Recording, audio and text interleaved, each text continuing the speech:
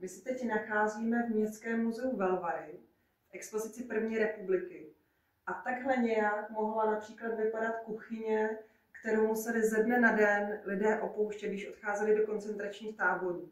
My jsme se rozhodli letos uspořádat takový celoroční projekt Šrapnely obrazů, v rámci kterého chystáme 2 výstavy v Městském muzeu a ve Velvarské záložně. V Městské knihovně Velvary se chystají přednášky, dále připravujeme divadelní představení a další akce ve spolupráci s Velvarskou kostkou, která sídlí v bývalé synagoze. A chtěli bychom vás na tento projekt pozvat. My vás tedy zveme 29. dubna 18 hodin na vernisáž do Městského muzea Velvary, odkud se potom přemístíme do Velvarské záložny, kde bude druhá část výstavy a kde také proběhne beseda s Davidem Haasem.